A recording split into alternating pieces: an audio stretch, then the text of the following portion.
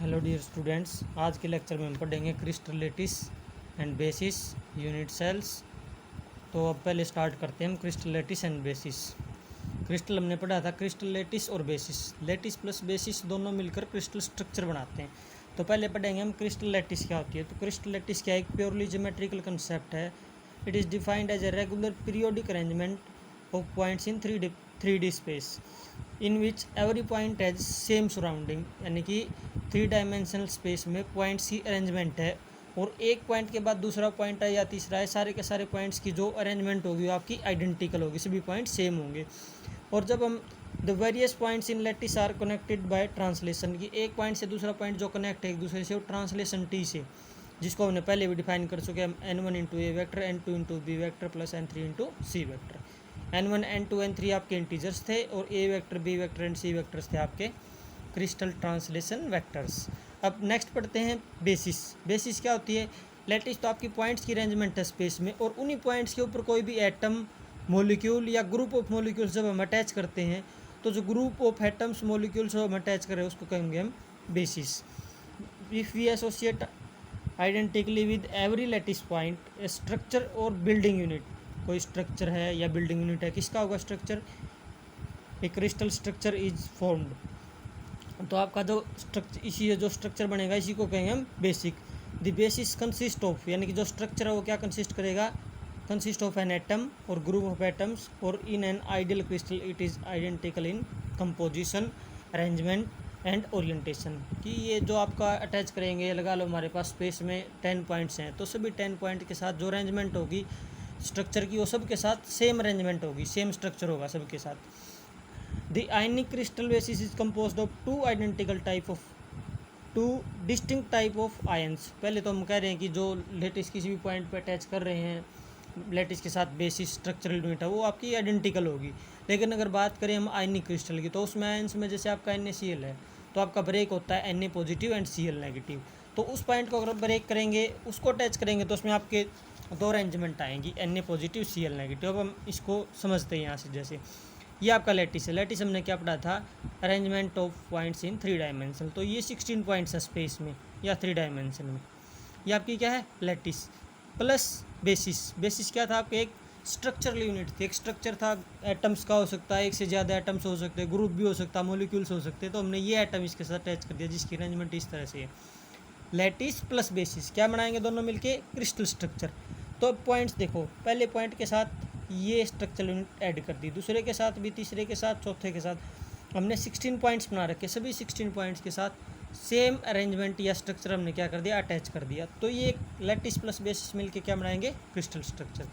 तो लैटिस और बेसिस पढ़ रहे हो तो सीधा सा ध्यान रखना है, लैटिस आपकी क्या है? Arrangement of points in space और 3 dimension, and bases is the structural unit that is connected with that points. अब हमने एक पॉइंट ये पढ़ा था, अगर आयनिक क्रिस्टल है तो उसके अंदर आपकी जो अरेंजमेंट होगी या जो स्ट्रक्चरल यूनिट है वो आपकी डिस्टिंक्ट टाइप की होगी। तो हमने 4 पॉइंट ले लिए स्पेस में। इसके साथ हमने अगर आयनिक ऐड करना है Na पॉजिटिव और Cl नेगेटिव, तो हम फर्स्ट के साथ भी Na positive Cl negative, second के साथ, थर्ड के साथ, फोर्थ के साथ, इसी तरह हम चारों चीज़ें पढ़ लेंगे। सबके साथ स्ट्रक्चरल यूनिट तो सेम होगी, लेकिन उसी स्ट्रक्चर में आपके डिस्टिंक्ट टाइप के एटम्स है, Na पॉजिटिव की फॉर्म में है और Cl नेगेटिव की फॉर्म में। तो ये आपका लैटिस प्लस बेसिस। इससे नेक्स्ट टॉपिक हम स्टार्ट करेंगे, पीरियोडिसिटी इन क्रिस्टल्स। कोई चीज़ पीरियोडिक कब होती है? जब कोई एक फिक्स टाइम इंटरवल के बाद, टी टाइम ले लिया हमने कोई भी, या यहाँ पर हम पीरियोडिसिटी को टाइम के बजाय ट्रांसलेशन से लेंगे। ट्रांसलेशन में बताया है कि कोई भी लैटिस है उसके एक पॉइंट से दूसरे पे जाएंगे, तो अरेंजमेंट जो चेंज हो रही है आपकी किस फॉर्म में होगी? n1 into A vector plus n2 into B vector plus n3 into C vectors. Arrangement वही n1 n2 n3 आपके इंटीजर्स, और A vector B vector C vector आपके क्या हैं? Translation vectors. तो an ideal crystal comprises of atoms, molecules, ions, arrangement in net like structure known as lattice। Lattice हमने पढ़ा है कि नेट लाइक स्ट्रक्चर बन जाएगा, सेम एटम्स आइडेंटिकल रहेंगे सारे के सारे, उसी को एक पॉइंट से दूसरे पे जाएंगे तो ट्रांसलेशन टी से। अगर ट्रांसलेशन के बाद भी वो आपका पॉइंट सेम आता दूसरा, तो उसको क्या कहेंगे कि पीरियोडिक है उस ट्रांसलेशन के विद रिस्पेक्ट। इसको आप सिंपली कैसे समझते हो? जैसे ये कोई फंक्शन है जो हमने किसी पॉइंट R पे हमने डिफाइन कर दिया, function which describes any property of such A crystal must also भी पीरियोडिक। कह रहा है कि कोई फंक्शन है जो ऐसे किसी क्रिस्टल की प्रॉपर्टी को डिफाइन करेगा तो फंक्शन भी क्या होगा आपका periodic. F of R point पे डिफाइन है, प्लस इस पे ट्रांसलेशन टी लगा दिया, F is equal to R plus T, दोनों के दोनों इक्वल हैं, तो ट्रांसलेशन का इफेक्ट नहीं हुआ। क्यों नहीं हुआ? क्योंकि क्रिस्टल लैटिस में हमने पहले ही पढ़ा कि पॉइंट्स आपके क्या होते हैं, आइडेंटिकल, तो ट्रांसलेशन के बाद जो नेक्स्ट पॉइंट आएगा वो भी आपका सेम रहेगा। तो इस तरह के क्रिस्टल्स या में ये जो चेंजिंग आई है ट्रांसलेशन के बाद सेम रहती है, तो इसको हम कहेंगे पीरियोडिक क्रिस्टल। और पीरियोडिसिटी किस में एग्जिस्ट करेगी? पीछे वाले भी एक टॉपिक में हमने पढ़ा था, पीरियोडिसिटी वहीं लाई करेगी जहाँ पर आपका क्रिस्टल कैसा होगा, परफेक्ट होगा, यानी कि आइडेंटिकल अरेंजमेंट है एटम्स की। लेकिन अगर आपका क्रिस्टल परफेक्ट नहीं है, इम्परफेक्ट है, जैसे आपके ग्लासी सॉलिड्स होते हैं, अमोर्फस सॉलिड्स जिसको हम कहते हैं, उसके अंदर आपका इम्परफेक्ट है, तो उस केस में आपकी पीरियोडिसिटी फॉलो नहीं होगी, क्योंकि वहाँ पर अरेंजमेंट आपको सेम एटम्स ही मिलेंगी ही नहीं, एक के बाद आपकी चेंज हो जाएगी। तो हमारा पीरियोडिसिटी होगी। नेक्स्ट टॉपिक हमारा यूनिट सेल। यूनिट सेल में हम यूनिट सेल पढ़ेंगे। यूनिट सेल के साथ है प्रिमिटिव यूनिट सेल, और उसी के साथ है विग्नर-सीज सेल एंड ब्रिलन जोन। ये चारों के चारों चीज़ें एक दूसरे से रिलेटेड हैं लगभग, चारों को साथ में पढ़ेंगे। तो सबसे पहले पढ़ेंगे यूनिट सेल। यूनिट सेल क्या होती है? The unit cell of a lattice is the smallest block और ज्योमेट्रिकल स्ट्रक्चर या figure of a crystal which when repeated again and again along 3 definite directions in space forms the lattice structure। तो क्या है हमारा unit cell? एक छोटे से छोटा स्ट्रक्चर है जिसको हम बार बार रिपीट करते जाएंगे तो वो क्या कर देगा, कंप्लीटली क्रिस्टल स्ट्रक्चर को फॉर्म कर देगा। यानी कि छोटा पार्ट जिसको रिपीट करोगे वही आइडेंटिकल फॉर्म में रिपीट करते जाओ तो क्या कर देगा, कंप्लीट स्ट्रक्चर दे देगा। तो छोटे पार्ट को हम क्या करें, यूनिट सेल। यूनिट सेल को क्या कहते हैं? Can be chosen in different ways, की अलग अलग तरीके से हम इसको क्या कर सकते हैं, चूज कर सकते हैं, या किस तरह से फॉर्मेशन होगा। जैसे यहाँ पर इस डायग्राम में बताया गया, ये डायग्राम है, इसके अंदर हमने डायग्राम बनाया, ये पॉइंट है, ये डायग्राम के ए बी सी डी, और ये पॉइंट्स ले लिए हमने in between E F G H. तो आपका ए बी सी डी है वो क्या है, एक यूनिट सेल है। इसको आप बार बार रिपीट करोगे, ऊपर वाला पार्ट बन जाएगा, नीचे वाला रिपीट करते जाओ, ये आपका क्या हो जाएगा, ये सारे का सारा आपका रिपीट होता जाएगा, और रिपीट होता जाएगा तो यूनिट सेल की फॉर्मेशन कर देगा। तो ए बी सी डी आपकी क्या यूनिट सेल है। ऐसे ई एफ जी एच, ये पोर्शन भी अगर आप लेके चलोगे, इसको बार बार रिपीट करोगे, तो ये पोर्शन भी एक तरह से क्रिस्टल को फॉर्म कर देगा। एक आपने फॉर्मेशन लिए के एल एम एन, इस पॉइंट का नाम दे दिया हमने के एल एम एन। के एल एम एन क्या हो जाएगा, ये के एल एम एन भी आपका क्या हो जाएगा, क्रिस्टल लैटिस या यूनिट सेल बनाएगा आपका। किसी भी तरह की फॉर्मेशन, जरूरी नहीं है आपका ये एक ब्लॉक है तो इसी तरह का ब्लॉक आपका अलग फॉर्मेशन में हो सकता है, यूनिट सेल आपकी फॉर्मेशन अलग टाइप से हो सकती है, लेकिन मेन चीज़ क्या आपकी कि वो फॉर्मेशन आपकी बार बार रिपीट करे तो क्रिस्टल स्ट्रक्चर को कंप्लीट करे, वही आपका यूनिट सेल है। नेक्स्ट आपका प्रिमिटिव यूनिट सेल। अब यूनिट सेल और प्रिमिटिव यूनिट सेल, इन दोनों में क्या डिफरेंस आएगा?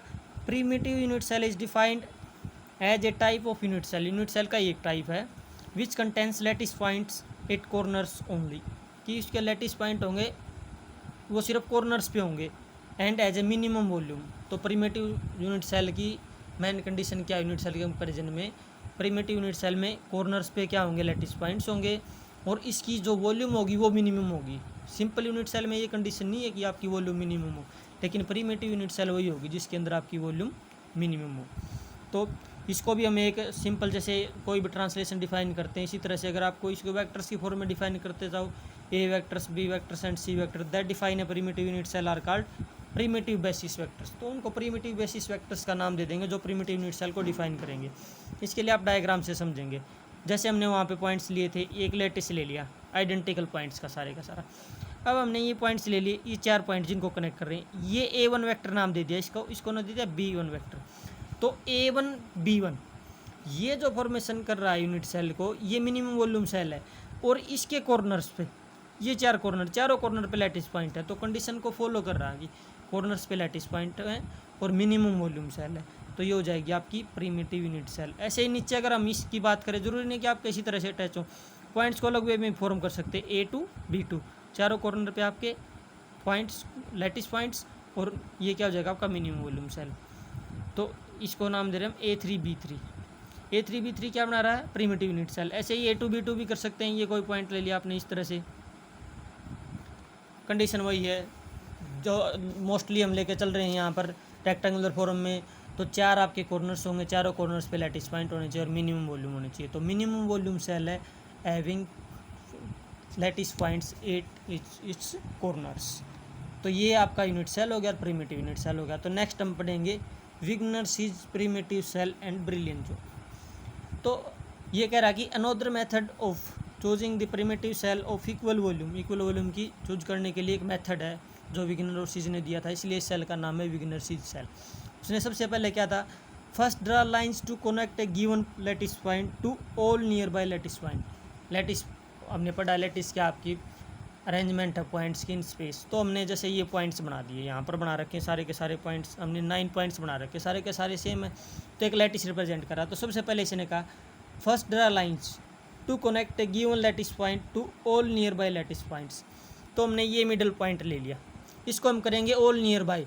तो ये जो 8 के 8 हैं, सारे के सारे क्या हैं, इसके नियर बाय पॉइंट्स है। तो मैं इस पॉइंट को सभी इसके नियर बाय पॉइंट से कनेक्ट कर देता हूँ। इस तरह से हमने इसको कनेक्ट कर दिया। ये था इसका फर्स्ट पॉइंट। सेकंड लाइन ये at the midpoint and normal to these lines. क्या कह रहा है कि जैसे इस पॉइंट को से ड्रा किया, इसके बीच में ये मिड पॉइंट हो गया इसका, ये इसका मिड पॉइंट, ये इसका।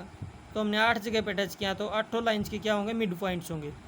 तो इसने कहा कि मिड पॉइंट पे नॉर्मल टू दीज लाइंस, और इन लाइंस के नॉर्मल ड्रा न्यू लाइंस और प्लेन्स, नई लाइन या प्लेन बनाओ, और वो जो प्लेन या लाइन मिल के मिनिमम वॉल्यूम को ऑक्यूपाई करेंगे उसको कहेंगे हम विग्नर-सीज सेल। जैसे अब हम इसके हमने पॉइंट से टच किए, इसके मिड पॉइंट पे हमने ये इसके नॉर्मल एक लाइन ड्रा कर दी। अब इसके नॉर्मल एक लाइन ड्रा कर दी, ये एक दूसरे को कट करते जाएंगे, इसके नॉर्मल ड्रा कर दी, इसके नॉर्मल ड्रा कर दी, एक इसके नॉर्मल में इस तरह से आ गई, इसके नॉर्मल में इस तरह से, और इसके नॉर्मल में इस तरह से। तो ये सभी 8 के 8 पॉइंट्स थे, इनको कनेक्ट किया। इनके मिड पॉइंट पे जो हमने नॉर्मल ड्रा किए, इसके बीच में जो ये मिनिमम वॉल्यूम सेल आ गई, इसको कहेंगे हम विग्नर-सीज सेल। और इसके साथ ही lattice point is at the centre of the cell. अब ये क्या कह रहा है, जैसे हमने प्रिमिटिव यूनिट सेल पढ़ी थी, उसके अंदर कंडीशन क्या थी कि उसके कॉर्नर्स पे लैटिस पॉइंट्स थे, लेकिन इसकी कंडीशन क्या है कि इसके सेंटर पे आपका लैटिस पॉइंट होगा। विग्नर-सीज सेल, इसी के साथ एक टर्म आती है ब्रिलियन जोन, यहाँ पे लिख रखा है, लेकिन इसके बारे में बता नहीं रखा, तो हम सिंपल सा वैसे ही पढ़ लेते हैं इसको। ब्रिलियन जोन क्या होता है, एक तरह की विग्नर-सीज सेल ही है, लेकिन कंडीशन क्या है, ये आप सिंपल लैटिस में पढ़ रहे हो। ब्रिलियन जोन का नाम हो जाएगा आपका, ब्रिलियन जोन आएगा आपका रेसिप्रोकल लैटिस में। आपने पहले पढ़े होंगे, लैटिस है सिंपल और एक होती है रेसिप्रोकल लैटिस, नहीं पढ़ी है तो भी आगे आएगा।